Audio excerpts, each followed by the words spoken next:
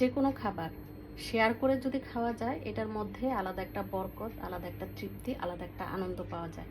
কিন্তু সেম খাবারটাই যদি একা একা খাওয়া হয়, তাহলে কিন্তু খেয়ে এতটা তৃপ্তি পাওয়া যায় না এবং খাওয়াও যায় না। একা একা যে কোনো জিনিস, সেটা যত মজার খাবারই হোক, একা একা খেতে কিন্তু ভালো লাগে না।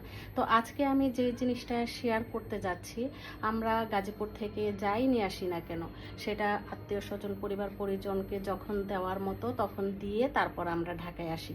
কিন্তু এবার যেহেতু আমার স্বামী একদিনের জন্য ঢাকা থেকে গাজীপুর গিয়েছিল, তো গাজীপুর থেকে আসার পথে সে যা যা নিয়ে আসছে সেগুলো আমি আজকে আমার প্রতিবেশী যারা আছে তার মাঝে শেয়ারিং করে তারপর আমরা খাবারটা খাবো।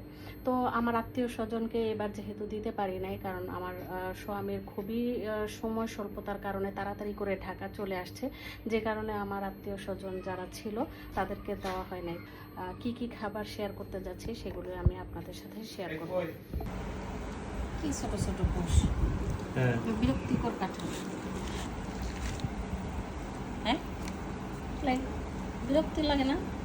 ছোট ছোট কোষ খাইতে তো মজা, খাইতে তো মজা, মিষ্টি।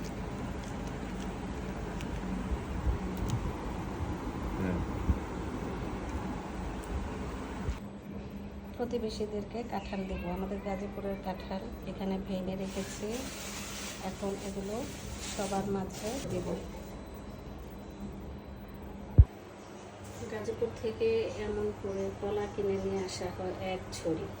সেই ছড়ির কলা কিন্তু আমরা একা খেতে পারি না। ঢাকায় আমাদের প্রতিবেশী যারা আছে তাদেরকে সবসময় তো দিয়ে খাই, তবে আমাদের আত্মীয় স্বজন যারা আছে এদেরকেও দিতে চেয়েছিল, কিন্তু সময়ের অভাবে আমার স্বামী যে দিয়ে আসতে পারে নাই, তাড়াতাড়ি চলে আসছে।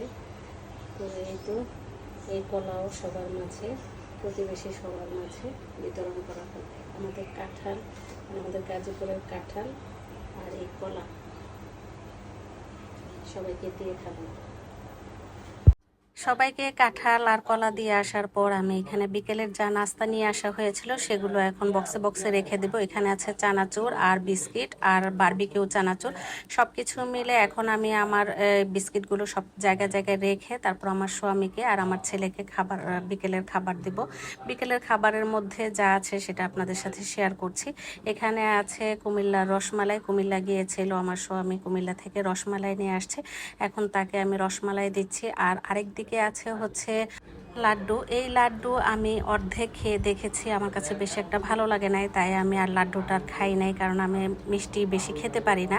তো লাড্ডুটা যদি ভালো লাগতো তাহলে হয়তো খেতে পারতাম। যাই হোক, আমার স্বামীকে বিকেলের নাস্তা দিতে দিতে আপনাদের কাছ থেকে বিদায় নিচ্ছি। ভালো থাকবেন সবাই, সুস্থ থাকবেন, আল্লাহ হাফেজ সবাইকে।